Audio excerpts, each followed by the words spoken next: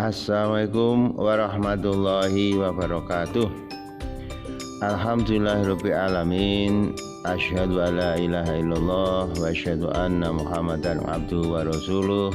Allahumma sholli ala sayyidina Muhammad wa ala ali sayyidina Muhammad.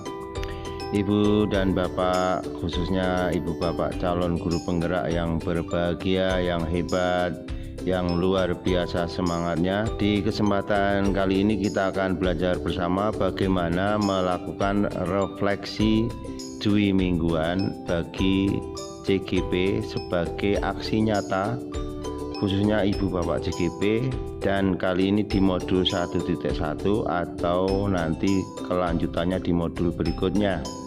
Saya Juwari SPDMA, fasilitator CGP kelas 07032 BPGP Jawa Tengah. Salam sejahtera dan bahagia untuk ibu bapak sekalian. Semoga tetap semangat dan selalu bisa menginspirasi, tergerak, bergerak, dan menggerakkan. Yang perlu sebagai catatan dan penegasan tentang manfaat jurnal refleksi, selain menjadi catatan pengembangan profesi Anda, jurnal refleksi ini nantinya juga dapat Anda gunakan sebagai referensi pembuatan portofolio aksi nyata. Pada akhir paket modul 1, Anda juga dapat menggunakan jurnal ini sebagai panduan ketika berefleksi bersama pengajar praktek dalam kegiatan pendampingan individu nantinya atau PI. Baik ibu bapak sekalian, kita akan mencermati apa saja yang dapat Anda sertakan dalam jurnal refleksi ini. Yang pertama, perasaan selama melakukan perubahan di kelas. Yang kedua, ide atau gagasan yang timbul sepanjang proses perubahan itu. Yang ketiga, pembelajaran dan pengalaman dalam bentuk catatan praktik baik. Yang keempat, itu disertakan foto bercerita dari seluruh rangkaian pelaksanaan, yaitu perencanaan, penerapan, dan refleksi aksi Anda. Yang kelima, Anda juga dapat memasukkan testimoni dari rekan guru dan murid yang terlibat dalam proses perubahan yang Anda lakukan.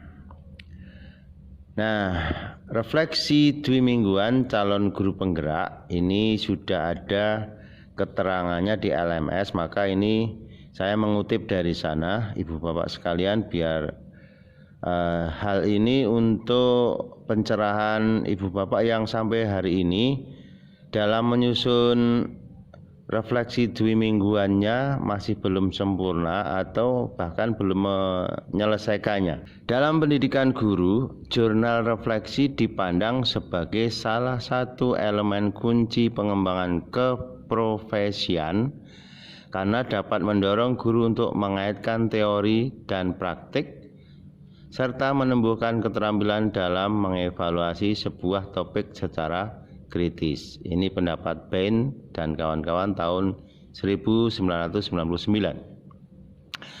Menuliskan jurnal refleksi secara rutin akan memberikan ruang bagi seorang praktisi untuk mengambil jeda dan merenungi apakah praktik yang dijalankannya itu sudah sesuai, sehingga ia dapat memikirkan langkah berikutnya untuk meningkatkan praktik yang sudah berlangsung.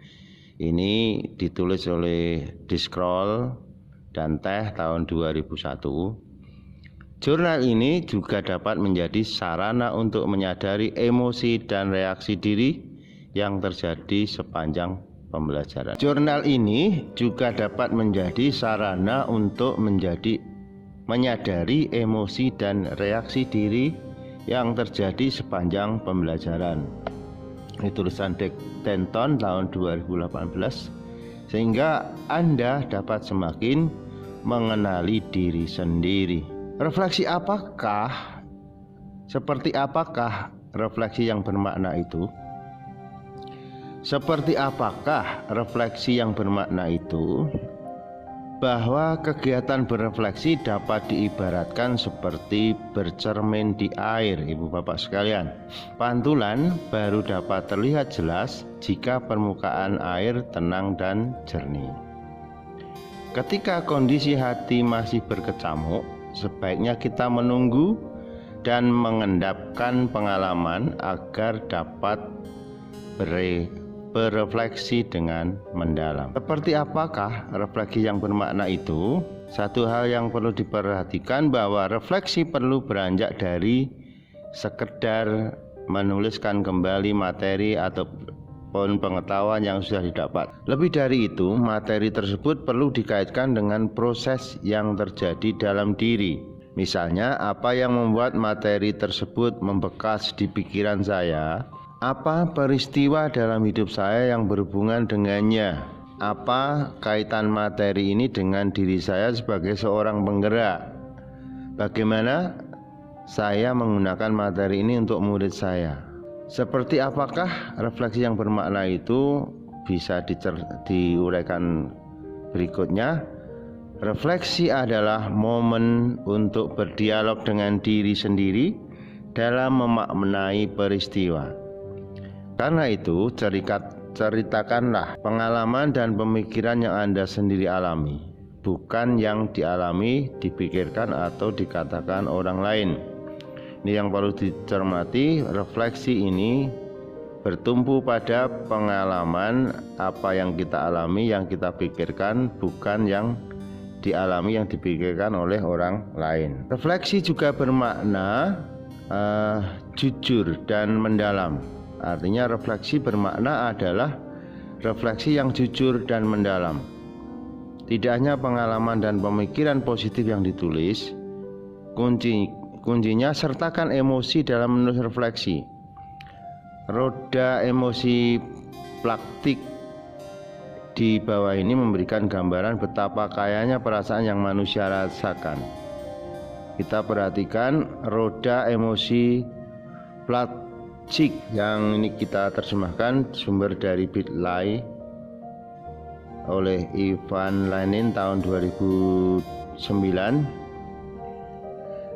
Dari sekian roda emosi ini kita nanti bisa pelajari untuk menggambarkan bahwa dalam perasaan itu dari jengkel, marah, mengamuk sampai pada benci, muak, bosan, itu bisa jadi ada sekat masing-masing. Dari duka, sedih, termenung itu beda lagi. Yang positif berarti ada yang optimis, cinta, agresif, takjub, dan sebagainya. Roda emosi plakjik ini sama halnya dengan keterampilan lainnya. Menulis jurnal refleksi pun perlu latihan dan pembiasaan agar dirasakan manfaatnya. Selama program, Anda akan mendapat kesempatan untuk menuliskan refleksi setiap 2 minggu sekali, maka disebut dengan refleksi 2 mingguan. Pada awalnya mungkin tidak mudah untuk menuangkan gagasan reflektif ke dalam tulisan. Karena itu, untuk membantu Ibu Bapak Anda semua, kami menyajikan beberapa model refleksi yang Anda bisa gunakan. Pertanyaan-pertanyaan yang terdapat di dalam setiap model tersebut berfungsi untuk memandu Anda dalam mencurahkan isi pikiran perasaan Anda. Tuliskan jawaban dari pertanyaan tersebut dalam bentuk paragraf, tidak dalam poin-poin bernomor. Paragraf Ibu Bapak sekalian, karena ini jurnal tulisan yang deskripsi ya. Cobalah untuk memvariasikan model yang berbeda setiap tulisan sehingga akan nampak dan terbaca bagus. Selamat berefleksi Bapak sekalian. Yang secara umum sudah kita pahami, model 1 refleksi 4F, facts, feeling, finding, dan future. 4F merupakan model refleksi yang dikembangkan oleh Dr. Roger Greenaway yang sekarang diterjemahkan menjadi 4P yang sudah berkali-kali saya sampaikan. Ada facts, peristiwanya seperti apa, diceritakan pengalaman mengikuti pembelajaran dari minggu ini sampai hari-hari sampai 2 minggu. Apa hal yang baik yang saya alami dalam proses tersebut, yaitu ditulis. Ceritakan juga hambatannya, kesulitannya, ataupun juga kendala itu diatasi dengan cara bagaimana. Jadi apa yang saya lakukan untuk mengatasi kendala tersebut. Itu peristiwa. Nah, yang kedua feeling atau perasaannya, bagaimana perasaan selama pembelajaran berlangsung. Apa yang saya rasakan ketika menerapkan aksi nyata dalam kelas. Ceritakan hal yang membuat Anda memiliki perasaan tersebut. Yang ketiga, finding atau pembelajaran atau hikmahnya, pelajaran yang saya dapatkan dari proses ini apa? Apa yang hal baru apa yang saya ketahui mengenai diri saya setelah proses ini, sehingga diakhiri dengan penerapan atau future-nya. Apa yang bisa saya lakukan lebih baik jika saya melakukan hal serupa di masa depan? Apa aksi atau tindakan yang akan saya lakukan setelah belajar dari peristiwa ini? Berarti mengambil hikmahnya. Model kedua adalah deal, description, examination, dan articulation of learning. Coba kita perhatikan di model 2 ini. Nanti kita belajar bagaimana refleksi dengan model 2, yaitu deal.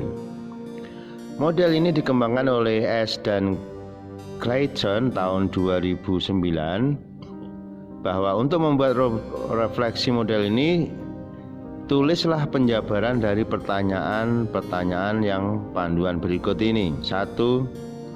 Description. Jadi deskripsikan, uraikan, maksudnya pengalaman yang dialami dengan menceritakan dari unsur 5W1H. What, who, when, where, why, dan how. Apa, siapa, di mana, kapan, mengapa, bagaimana. Itu 5W. What, who, when, where, when, kemudian why, dan H yang satu, how, bagaimana. Kemudian examination, analisis pengalaman tersebut. Silahkan dianalisis pengalaman tersebut dengan membandingkannya terhadap tujuan atau rencana yang telah kita susun, kita buat sebelumnya. Kemudian articulation of learning, jelaskan hal yang dipelajari dan rencana untuk perbaikan di masa mendatang. Ya, model yang ketiga kita dengan model Sick Thinking Hat. Ada 6 topi, Ibu Bapak sekalian, topi biru, hijau, putih, kuning, merah, dan hitam. Maksudnya masing-masing topi ini mewakili apa yang menjadi refleksi kita, berpikir, proses misalnya. Ya, jadi di model Sick Thinking Hat ini diperkenalkan oleh Edward de Bono pada tahun 1985. Model ini melatih kita melihat satu topik dari berbagai sudut pandang yang disimbolkan dengan 6 warna topi. Setiap topi mewakili cara berpikir yang berbeda. Beberapa di antaranya sekedar mendominasi, beberapa di antaranya terkadang mendominasi cara kita berpikir. Oleh karena itu, dengan semakin sering melatih ke-6 topi, kita akan dapat mengambil refleksi yang mendalam. Kita menggunakan topi tersebut, topi putih. Silahkan ditulis informasi sebanyak-banyak terkait pengalaman yang terjadi. Informasi ini harus berupa fakta, bukan opini, ya, berarti yang real. Topi merah, gambarkan perasaan Anda. Jadi hampir sama sebenarnya, tapi ini memang karena model Sick Thinking Hat. Di topi merah ini misalnya perasaan saat mempelajari materi baru atau saat menjalani diskusi kelompok. Kemudian topi kuning, tuliskan hal-hal positif yang terkait dengan topik tersebut. Di topi berikutnya, topi hitam, silahkan ditulis kendala, hambatan, atau resiko dari tindakan peristiwa yang sedang dibahas. The fifth hat, topi kelima, topi hijau, jabarkan ide-ide yang muncul setelah mengalami peristiwa tersebut. Dan yang terakhir topi biru, tarik kesimpulannya apa yang terjadi, kemudian ambil keputusan setelah mempertimbangkan kelima sudut pandang tadi, dari satu topi ke topi yang ke-1 sampai ke-5. Bandingkan dengan tujuan yang telah ditetapkan sebelumnya. Itulah model Six Thinking Hat, Ibu Bapak sekalian. Kita beranjak ke model keempat, papan cerita reflektif atau disebut dengan